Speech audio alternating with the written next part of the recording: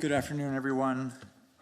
We're going to start with the U.S. press. We're going to take two from the U.S., we'll take two from international, and then we'll go from there depending on the secretary. So let us start with... Now, hold on, John. Sir. I'm going to talk first. Roger that. It is great to be here at NATO with 31 allies, also with my wife, Jenny, who's been meeting with families of U.S. troops, both here in Germany, and we're heading to Poland right after this as well. That's what this is all about for me, for President Trump, and the Defense Department. I also want to express a special thanks to the Secretary General Rutte, for your boldness, for your friendship, for your leadership, and most especially for your urgency of the matter at hand, which is great to see from the leader of NATO. Look forward to working very closely with him and his team. And before we're talking about what we've done at the Ministerial, I want to reaffirm a few things from this podium. First, as we see it, NATO's strategic objectives are to prevent great power conflict in Europe, deter nuclear and non-nuclear aggression, and defeat threats to treaty allies should deterrence fail. Second, the U.S. is committed to building a stronger, more lethal NATO. However, we must ensure that European and Canadian commitment to Article 3 of this treaty is just as strong. Article 3 says that allies, and I quote, by means of continuous and effective self-help and mutual aid, will maintain and develop their individual and collective capacity to resist armed attack. Leaders of our European allies should take primary responsibility for defense of the continent, which means security ownership by all allies, guided by a clear understanding of strategic realities, and it's an imperative given the strategic realities that we face. And that begins with increasing defense spending. 2% is a start, as President Trump has said, but it's not enough. Nor is 3%, nor is 4%, more like 5%. Real investment, real urgency. We can talk all we want about values. Values are important. But you can't shoot values. You can't shoot flags, and you can't shoot strong speeches. There is no replacement for hard power. As much as we may not want to like the world we live in some cases, there's nothing like hard power. It should be obvious that increasing allied European defense spending is critical, as the President of the United States has said. Also critical is expanding our defense industrial base capacity on both sides of the Atlantic. Our dollars, our euros, our pounds must become real capabilities. The U.S. is fully committed under President Trump's leadership to pursue these objectives in the face of today's threats.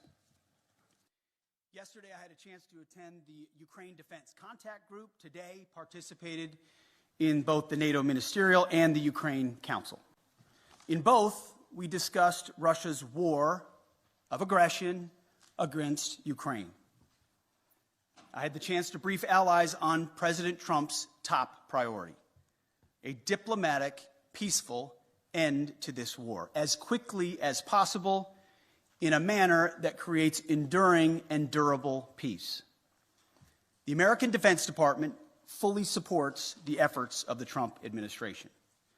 And we look to allies to support this important work with leading on Ukraine security assistance now through increased contributions and greater ownership of future security assistance to Ukraine.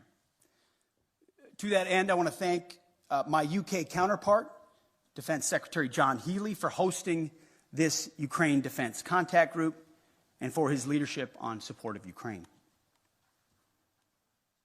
President Trump gave me a clear mission: achieve peace through strength, as well as put America first. Our people, our taxpayers, our borders, and our security. We are doing this by reviving the warrior ethos, rebuilding our military, and reestablishing deterrence. NATO should pursue these goals as well. NATO is a great alliance, the most successful defense alliance in history. But to endure for the future, our partners must do far more for Europe's defense. We must make NATO great again. It begins with defense spending, but must also include reviving the Transatlantic defense industrial base, rapidly fielding emerging technologies, prioritizing readiness and lethality, and establishing real deterrence. Finally, I want to close with this. After World War II, first General and then President Eisenhower was one of NATO's strongest supporters. He believed in a strong relationship with Europe. However, by the end of Eisenhower's presidency, even he was concerned that Europe was not shouldering enough of its own defense, nearly making, in Eisenhower's words, quote, a sucker out of Uncle Sam. Well, like President Eisenhower, this administration believes in alliances, deeply believes in alliances. But make no mistake, President Trump will not allow anyone to turn Uncle Sam into Uncle Sucker. Thank you, and we're glad to take some questions. Thanks very much. Let's start with the U.S. traveling TV pool with Liz Ferdun.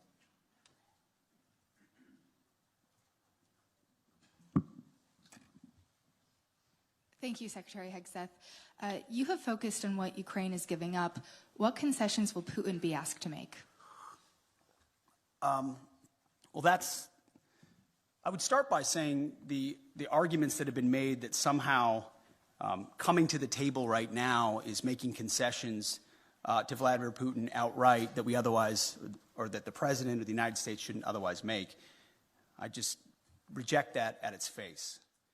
There's a reason why negotiations are happening right now, just a few weeks after President Trump was sworn in as President of the United States. Vladimir Putin responds to strength.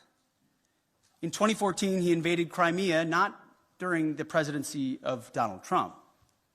Over 4 years, there was no Russian aggression from 2016 to 2020. In 2022, Vladimir Putin took aggression on Ukraine. Once again, not while President Trump was President of the United States. So any suggestion that President Trump is doing anything other than negotiating from a position of strength is on its face ahistorical and false.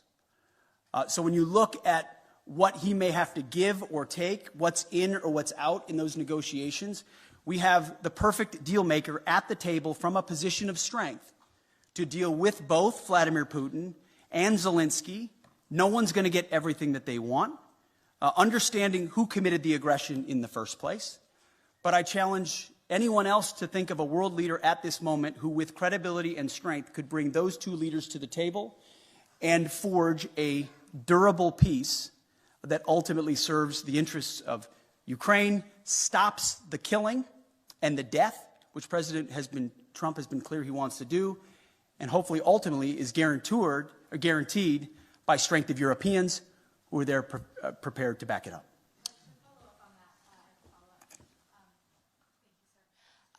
Why not invoke Article 5 then for the NATO peacekeeping forces that could potentially be deployed? How does that deter President Putin? Well, I would say, I want to be clear about something as it pertains to NATO membership not being realistic outcome for negotiations. That's something that was stated as part of my remarks here, as part of a coordination with how we're executing these ongoing negotiations, which are led by President Trump. All of that said, these negotiations are led by President Trump. Everything is on the table in his conversations with Vladimir Putin and Zelensky. What he decides to allow or not allow is at the purview of the leader of the free world, of President Trump. So I'm not going to stand at this podium and declare what President Trump will do or won't do, what will be in or what will be out. what concessions will be made or what concessions are not made. I can look, as our team has, of what's realistic, likely on an outcome. I think realism is an important part of the conversation that hasn't existed enough inside conversations amongst friends. But simply pointing out realism, like the borders won't be rolled back to what everybody would like them to be in 2014, is not a concession to Vladimir Putin. It's a recognition of hard power realities on the ground after a lot of investment and sacrifice, first by the Ukrainians and then by allies, and then a realization that a negotiated peace is going to be some sort of demarcation that neither side wants. But it's not my job as the Secretary of Defense to define the parameters of the President of the United States as he leads some of the most complex and consequential negotiations in the world. Sticking with the U.S. press, let us go with Axios' Zach Basu, right in the far right. Thank you, Mr. Secretary. Given the position you've now staked out, what leverage exactly is Ukraine being left with, especially if the U.S. also plans to wind down its military aid? And then quickly, if a NATO ally is attacked by Russia or any country, will the U.S. unequivocally uphold its obligations under Article 5, regardless of that country's Well, we've defense said spending? we're committed to the alliance, and that's part of the alliance, right? You point out Article 5, you point out Article 3. It's just a cheap, I'm not saying it's cheap coming from you, but it's just a cheap political point to say, oh, we've left all the negotiating cards off the table by recognizing some realities that exist on the ground. President Zelensky understands the realities on the ground, President Putin understands the realities on the ground, and President Trump, as a deal maker, as a negotiator, understands those dynamics as well. By no means is anything that I state here, even though we lead the most powerful military in the world, hemming in the commander-in-chief in his negotiations to ultimately decide where it goes or does not go. Well, he's got all the cards he would like. And the interesting part is, oftentimes, while the conventional status quo mindset or the legacy media wants to play checkers, the same checkers game we've been playing for decades, President Trump, time and time again, finds a way to play chess. As a deal maker, as a businessman who understands how to create realities and opportunities where they otherwise may not exist. Take, for example, the conversations that our Treasury Secretary had in Kiev recently with President Zelensky, which will continue in Munich with our Vice President and Secretary of State, around investments and resources inside Ukraine. I don't want to get ahead of any decision or announcement that could be made there. It could be any number of parameters. But President Trump, as a deal maker and a businessman, recognizes that an investment relationship with Ukraine, ultimately in the long term for the United States, is a lot more tangible than any promises or shared values we might have, even though we have them.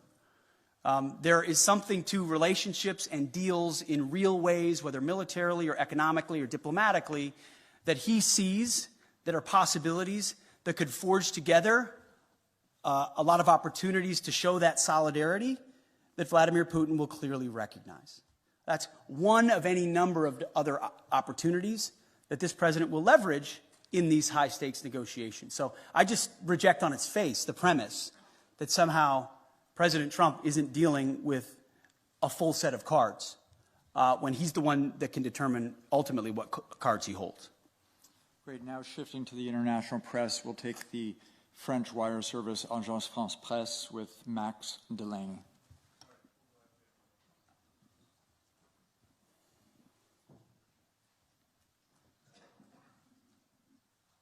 Thank you very much. Secretary of Defense, you've spoken about trying to force both Putin and Zelensky to the table. Can you give a guarantee that no deal will be forced on Ukraine that they do not want to accept, and also that you will include Europe in the negotiations about an issue that concerns European security? And can you tell us whether the US will continue to supply arms to Ukraine during any negotiations? Well, to the first part of your question, that's not ultimately my decision. The President will lead these negotiations alongside our Secretary of State, our National Security Advisor, and numerous other officials that will be involved. And ultimately, we've played our role in talking to our NATO allies about what that would look like. President Trump, I want to point out, I've got the truths right here that he posted called both, in case we missed it, Vladimir Putin and President Zelensky. Called them both. Any negotiation that's had will be had with both. I also am very encouraged by what the Secretary General has said here. Clearly attuned to the realities of the moment, the need for peace, and that the NATO alliance and European members will play a role in that. Ultimately, President Trump speaking to those two countries is central to the deal being made, but it affects a lot of people, of course. So I'm not going to be involved in those intimate diplomatic negotiations. That's for the pros atop the Trump administration who do diplomacy and negotiations. Ultimately, as security assistance, we have continued to provide what has been allocated. I think it would be fair to say that things like future funding, either less or more, could be on the table in negotiations as well. Whatever the president determines is the most robust carrot or stick on either side to induce a durable peace, understanding, obviously, the motivations that Vladimir Putin has had on Ukraine for quite some time. Thank you. We'll have a second international press outlet. We'll go with the German paper Frankfurter Allgemeine Zeitung with Dr. Thomas Kutschka. Thanks a lot, Thomas Kutschka, Frankfurter Allgemeine Zeitung. Good afternoon. Mr. Secretary, 2 questions, please. The first one regarding the new defense investment pledge. When you and President Trump speak about raising it to 5%, do you mean European allies only, or do you mean the US as well, which is currently at 3.4% according to NATO statistics? And if the latter is true, when do you think the US could possibly reach the goal of spending 5% on defense? That's number one. Number two, you've said yesterday that Europeans need to take ownership of their own conventional security. So should Europeans expect that ultimately the US would withdraw the bulk of their forces from Europe and just leave in place what is necessary for nuclear deterrence? I know there's a revision going on. I don't expect you to name any numbers, but maybe give us an outlook of what we should expect. Thank you. Thank you. I think nobody can or should contest the extent of America's willingness to invest in national security. We have a budget of $850 billion spent on defense. I'm in the business of ensuring that every dollar of that is used wisely, which is why we're pushing a Pentagon audit and making sure that we're cutting fat so that we've got more at the tip of the spear. 3.4% is a very robust investment, larger than most of our allies within NATO. Any defense minister or secretary of defense that tells you they wouldn't want more would be lying to you. I understand that. Ultimately, we have our own budgetary considerations to be had. But I don't think an unwillingness of NATO allies to invest in their own defense spending can be dismissed away by trying to point at the $900 billion that America has invested around the globe to include the NATO alliance and saying that's not enough. So ultimately, we are very much committed to the NATO alliance and to our allies, but without burden sharing, without creating the right set of incentives for European countries to invest, then we would be forced to attempt to be everywhere for everybody all the time, which in a world of fiscal restraints is, again, to get back to that word reality, just not reality. So yes, we will continue to spend robustly. Our expectation of our friends, and we say this in solidarity, is you have to spend more on your defense, for your country, on that continent, understanding that the American military and the American people stand beside you as we have in NATO, but can't have the expectation of being the permanent guarantor, as I alluded to, from what even Eisenhower observed post-World War II. That shift has to happen. The peace dividend has to end. There are autocrats with ambitions around the globe, from Russia to the Communist Chinese. Either the West awakens to that reality and creates combat multipliers with their allies and partners, to include NATO, or we will abdicate that responsibility to somebody else with all the wrong values. You mentioned Europe. We have not said in any way that we're abandoning our allies in Europe. There have been no decisions based on troop levels. Again, that's a discussion to be had by the commander-in-chief in these high-stakes negotiations. And that would most likely come later on. But there is a recognition that the ambitions of the communist Chinese are a threat to free people everywhere, to include America's interests in the Pacific. And it makes a lot of sense, just in a common sense way, to use our comparative advantages.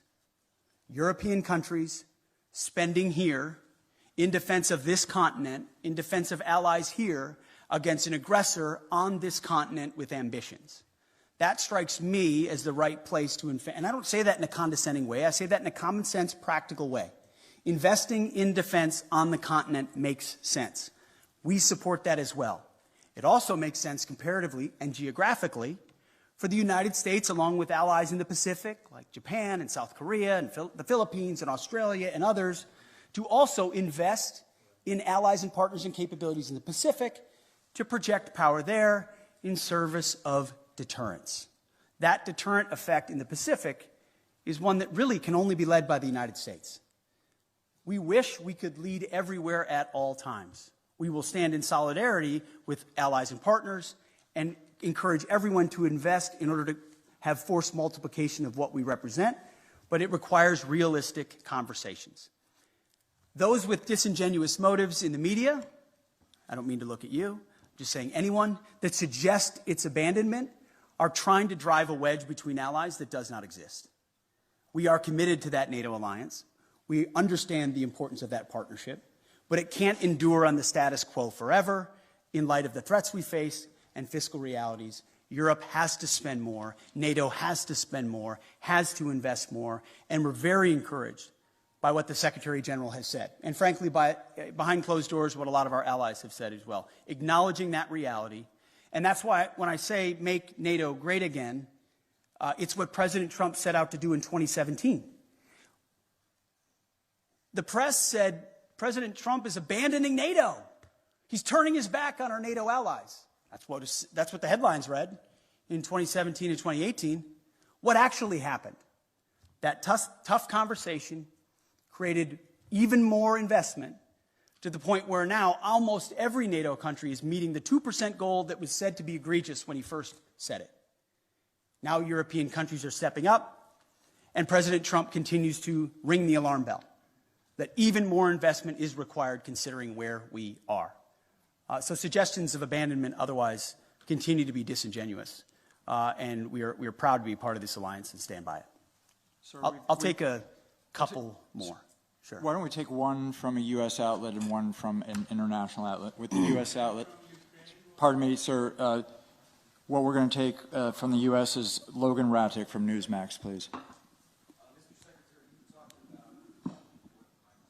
You talked about expanding the defense industrial base and also expediting foreign military sales. Can you expand on that a little bit and how important that is to NATO?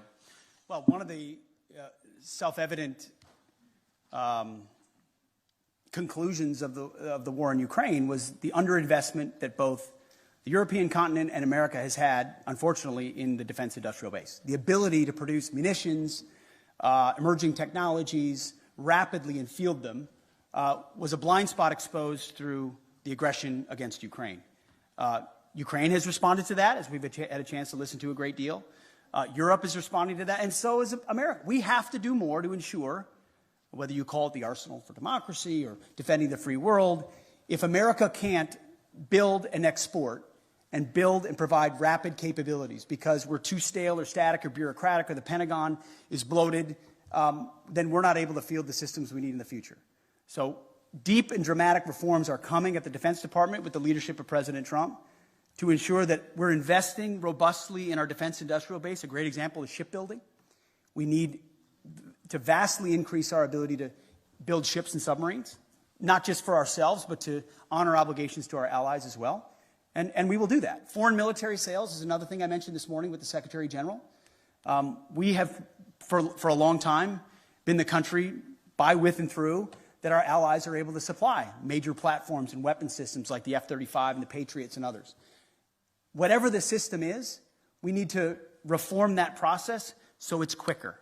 So a request today isn't delivered 7 years from now, but 3 years from now with less red tape and with the most efficient and effective technology possible. We hear that from our allies, and that's part of being a good faith partner, is we're going to invest in our defense industrial base. We're going to make sure foreign military sales are as rapid as possible, which again is a force multiplier for American power, which is something we want to do in a contested world. For our final question, we'll go to an international outlet, the Japanese service NHK, with Tsuchiyo Sugita, please. Sachio from NHK, the Japanese TV station. Thank you very much. I would like to ask about China. As you mentioned that U.S. will be prioritizing in deterring China. What role will you be expecting like Japan and IP4 countries to play in this context? Sure. I mean, first of all, I would point out that President Trump has expressed a strong relationship with Xi Jinping. We don't have an inevitable desire to clash with China. There's a recognition that there are divergent interests which lead to a need for strength on the American side to ensure our interests are advanced, and that ultimately any aggression is deterred. That's a real thing, but we don't feel like conflict is inevitable and certainly don't seek conflict with China, and that's why President Trump has that good relationship with Xi Jinping.